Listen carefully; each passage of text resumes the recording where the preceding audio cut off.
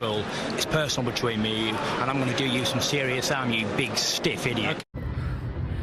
The untouchable True School Sports Empire proudly presents something the boxing games are missing. Hey, what's going on? It's your boy BT, and I came here to talk some boxing with the thousands of True School Sports subscribers. Now, just get my run in, so if I sound a little winded, that's why I'm out here running. I'm at Old Town Vegas, the old Vegas. You see it. Got the Circa in the back. If you're from Vegas, if you know, you know.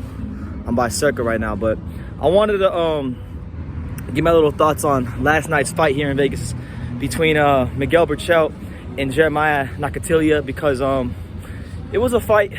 Well, I'll be honest, I was so focused on Tim Tszyu and his American debut that this one kind of slipped through the cracks.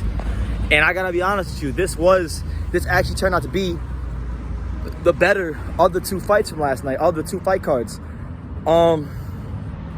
Now, the interesting thing about this fight, a lot of people were saying that, you know, this is Miguel Berchelt's lightweight debut, but it was also the lightweight debut of Jeremiah Nakatila, and that kind of got lost in the shuffle. But, you know, Nakatila shocked the world. He pulled the upset last night, you know, and this is a guy, Nakatila, who, even people like myself, we gave Shakur Stevenson a hard time for his performance or lack thereof. We wanted Shakur Stevenson to, you know, show that extra bit of quality and stop him, but Shakur Stevenson was even on the record as saying that, look, this dude Nakatila has raw punching power, and to go in there with him like that wouldn't have been most advantageous to me.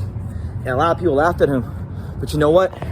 When we saw what we saw last night against Berchelt, you got to give Shakur that much more credit, because this guy Nakatila, he's long, he's rangy, he's got that wiry skinny man strength, and his punches last night, when he landed them, they all had a clear impact on Berchelt.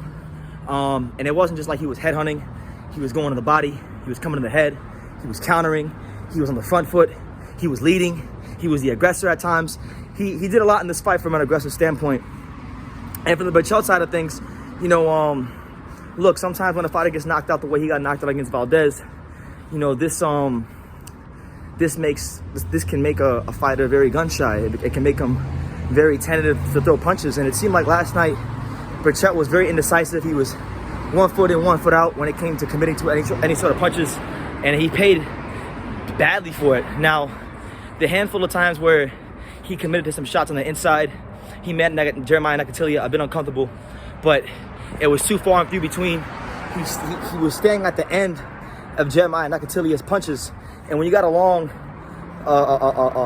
wiry, strong guy like that, like Nakatila, you can't stay on the end of those punches. You can't take too many of those, because eventually what winds up happening is that they accumulate over time, and you get hurt. So, you know, last night Nakatila had one knockdown with a jab because Berchelt was off balance. Then he hit him with a straight right hand. I think it was like in the 7th round, knocked his mouthpiece out. And overall, you know, you got to tip your cap to Jeremiah Nakatila. A lot of people are making this fight about what Berchelt didn't do, you know, who he isn't anymore or anything like that. But I'm not going to do that. We're going to give credit to Jeremiah Nakatila, because the reality is this: if Berchelt would have won, a lot of people would have been saying, oh, well, you know, he was supposed to win, right? Because that's why they Top Rank picked him, so to speak.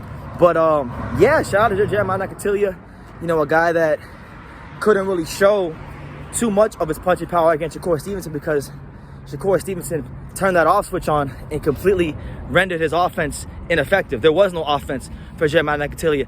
He had such little offense in that Shakur fight that we called it a boring-ass fight, and Shakur actually had to apologize for it. So if you want to know how good of a defensive fighter Shakur Stevenson is, go back and look at what Jeremiah Nakatila did to Berchelt, and then go watch his fight, and you'll see the difference in gaps in class and levels. But, you know, for Nakatila, where does he go from here? You know, he talked about potentially going, staying at 135. If that's the case, look, I'm going to tell you this. If Jeremiah Nakatila is to stay at 135, there's one fight I want to see, and one fight only. And I want to see the two Africans square up. I want to see Jeremiah Nakatila take on his fellow, you know, native of the continent, Richard Comey. You know, Ghana versus Namibia. Sounded out, BT. I want to see that fight, because I feel like it's two wiry, strong guys two big punches. I feel like that'd be a good fight for the fans, you know, and I think people would enjoy that fight. But either way, shout out to Jeremiah Nakatila on a great performance and pulling the upset. I believe he was like a plus 700 or something like that. So he was a pretty sizable underdog. If you would have went to Vegas last night, if you would have went to where I started the video at Circle last night, if you would have went there and placed a nice little $100 bet on Jeremiah Nakatila, you would have made some good money for yourself. So you know, I sincerely hope that this is the end of the road for Berchelt, not because I hate him or nothing like that. I don't. I quite like Berchelt. I think he's been a great warrior for the sport over the last, I don't know how many years, but it comes a time when enough's got to be enough. He sustained a lot of punishment over the last 2 fights, and you know, I give him all the credit in the world. You know, he acts like a warrior, he talks like a warrior because he is a warrior. But you know, I don't think you can teach an old dog new tricks at this stage of his career. I don't think Berchelt is gonna learn how to box and move. I think he is what he is. He is what he is, for good, bad, or indifferent. So because of that, we congratulate him on a great career, but we also encourage him to retire from the sport because ultimately he's not. He's taking a lot of punishment, and you'd hate to see him take even more and get to a place where he's not gonna be too great after the sport is done. I mean, you already lose a lot of brain cells and take a lot of punishment from just training, just from camp and things like that. So, you know, hang it up while you still can and live a great life for yourself. But that's my little take on the fight. Shout out to Jeremiah Nakatila. Namibia, stand up. Africa's got another fighter to look out for in the sport of boxing, and his name is Jeremiah Nakatila, the African cop. That dude named Jeremiah, as Shakur called him. So great fight. Really enjoyed it last night, and I'll definitely be looking forward to seeing how his career develops in the near future. So you guys leave me your comments down below. Make sure you guys take the time to subscribe, and like I say in every single one of these videos, you can love me or you can hate me, but I'm just a kid from Daniel. So until next time, take care, guys. Thank you for watching another video on True School Sports, the home of boxing. If you made it this far, do me a favor and do yourself a damn favor. Hit that subscribe button, and surely you will not be disappointed.